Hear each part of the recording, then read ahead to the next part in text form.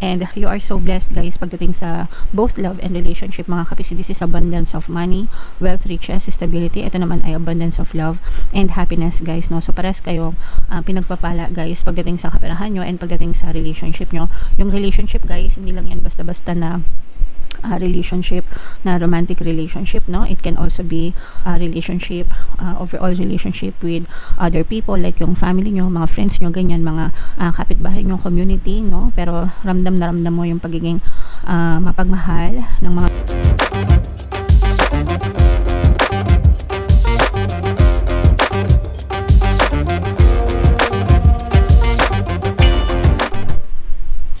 Hello guys, hello Cancer, welcome back to Pinoy Pixie tayo. Ang pamagat ng episode natin for tonight is blessings reading para ngayong July para sa Cancer, Sun, Moon, Rising Sign, and Venus. So, titingnan natin kung ano yung mga possible na blessings na pwede nyo ma-experience guys ngayong July mga kapiksi. So, unahin muna natin tong deck na to para sa inyong mga angel messages. So, una meron tayong High Priestess. You have divine knowledge that can help others through your spiritual teaching. So, for some of you guys, no, maaaring meron kayong mga kaalaman or knowledge na pwede nyong i-share guys sa ibang tao, and yung pag-share nyo ng knowledge na yon maaari yung makatulong sa pamumuhay ng ibang tao mga kapiksi. So, kaya nga sabi nila sharing is caring, diba? So, yung pag-share naman guys, hindi naman yan limited sa pag-share lang ng pera or ng mga material na bagay. Even yung mga knowledge na pwede nating i-share mga kapiksi para makatulong sa ibang tao, pwede natin gawin yun guys. So, for some of you, pwedeng may mga ganong klase kayong knowledge mga kapiksi. Hindi lang siya limited sa spiritual teaching, no? Sa kahit anong aspeto ng pamumuhay mga kapiksi, kung meron kayong kaalaman na gusto nyong i-share, guys, pwedeng nyong i-share mga kapiksi. Makaka-inspire kayo and makakatulong kayo sa iba. Alright? Another message for you guys is meron tayong bodies of water mga kapiksi. Excuse me. Ito yung paalala guys, no, na pwede kayong mag-cleanse, spend time near water such as lake, river, or the ocean to recharge your energies. Hindi lang para mag-recharge mga kapiksi, kundi para mag-cleanse, no? Mag-cleanse, pag sinabing cleanse, linis, ganyan. Yung mga bodies of water natin guys, no, meron yung mga natural cleansing properties mga kapiksi, no? Kaya nga ang tawag dyan is vitamin C, diba? So, nakapag-cleanse kayo, nakapag-recharge kayo. Kung mapapansin nyo guys, kapag kunwari, nag-travel kayo, nag-bakasyon kayo, tapos naligo kayo sa dagat, o kaya may mga kakilala kayo na naligo sa dagat, ganyan, pag kita nyo ulit sa kanila, fresh na fresh yung kanilang mga itsura guys, diba? So, yun yung nadudulot, no, ng paliligo sa tubig dagat. So, if ever man na malapit kayo sa mga ganong klaseng lugar mga kapiksi, samantalahin nyo kahit once a week or once a month guys, maligo kayo para ma-cleanse kayo mga kapiksi. Kung hindi naman applicable sa inyo guys kasi malayo kayo, pwede kayo maligo ng tubig na may asin, no? The effect is the same. Yung pagbanlaw nyo, yung kunwari naliligo kayo, magbabanlaw kayo, di ba?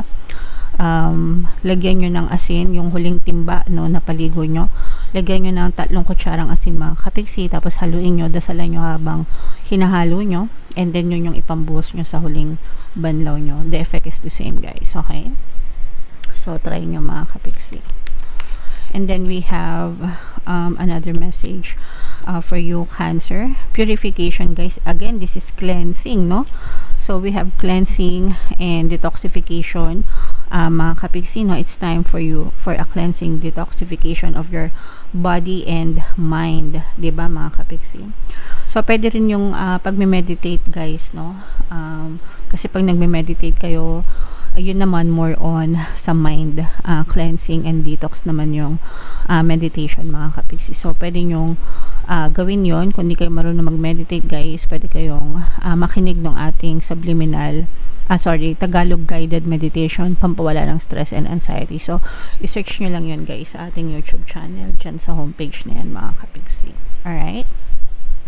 So, yung cleansing guys, importante yun para mawala din yung mga balakid nyo sa mga blessings, no? So, kaya siguro lumabas yung mga mensahe na yan para mawala yung mga balakid sa blessings nyo guys.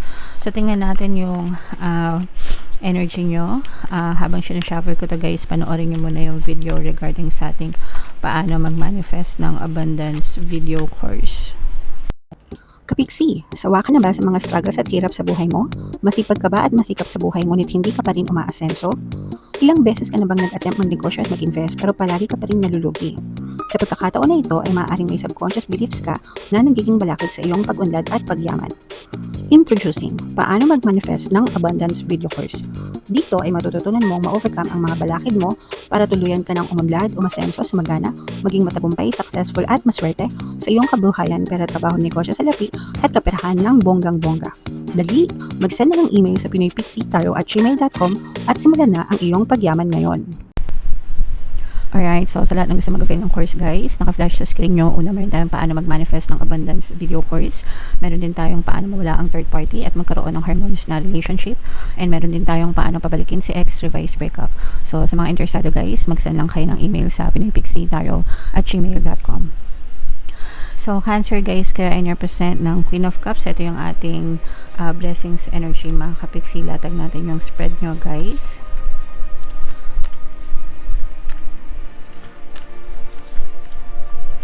So, meron ditong presence ng air sign, Aquarius, Gemini, Libra, at saka earth signs, Capricorn, Taurus, Virgo. So, for some of you, maaaring may mga ganyang element kayo sa inyong natal chart or you may be dealing with other people na may ganyan sa kanilang natal chart, mga kapiksi.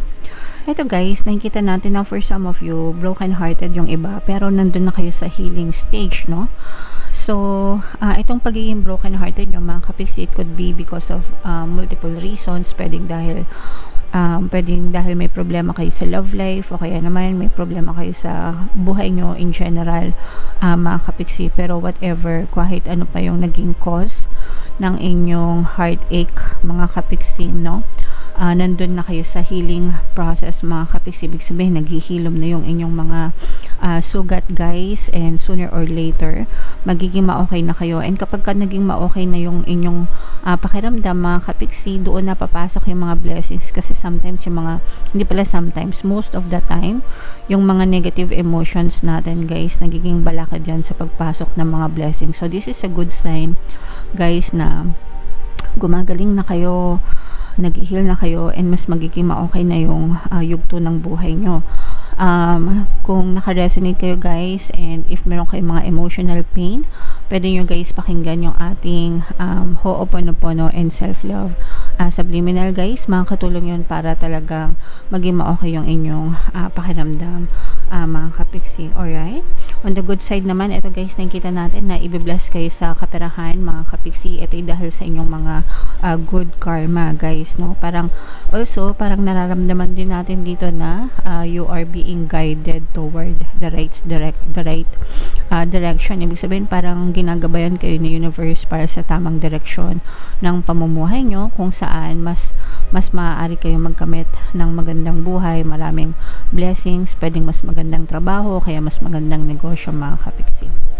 And again, no, this is also because of your good karma, mga kapiksi, no. So, i-mind mo yun na itong mga good karma na to, mga kapiksi, itong magandang daloy ng kaperahan, guys. And yung iba sa inyo, guys, no, parang meron kayong inaantay na tawag dito, balita, no, especially kung meron kayong mga travel, guys, or parang movement, no, when it comes to parang trabaho. Ibig sabihin parang gusto nyong lumipat ng trabaho, or mag job hopping, ganyan, or job transfer.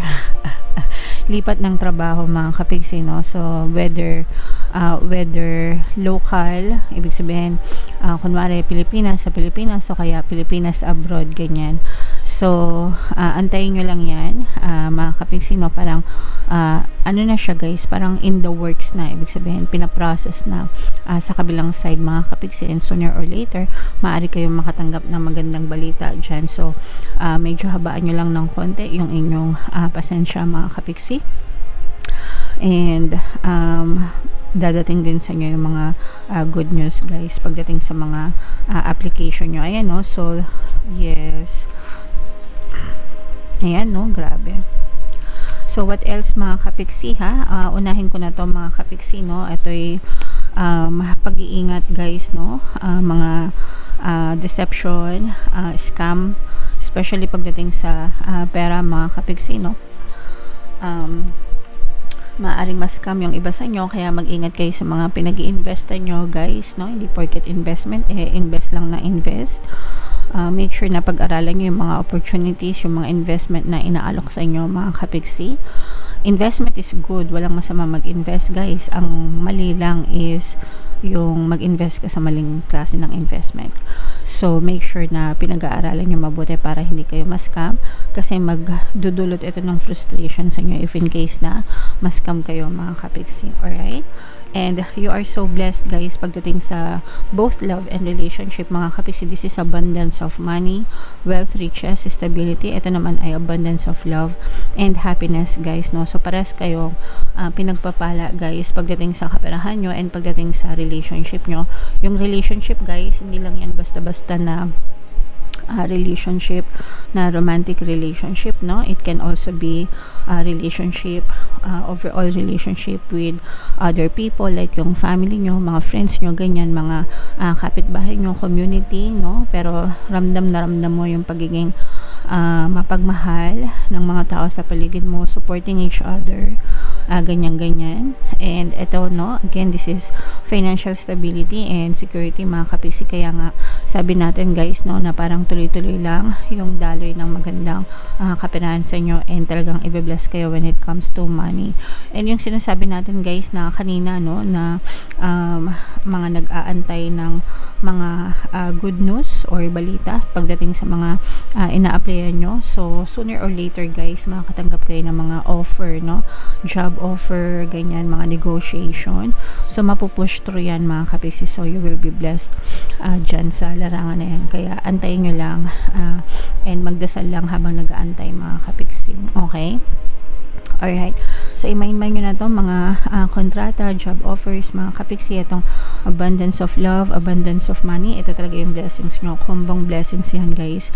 Sa pag-ibig at saka sa kaperahan, mga kapiksi. Alright? Okay. So, comment down below if feeling nyo naka-resonate kayo, guys.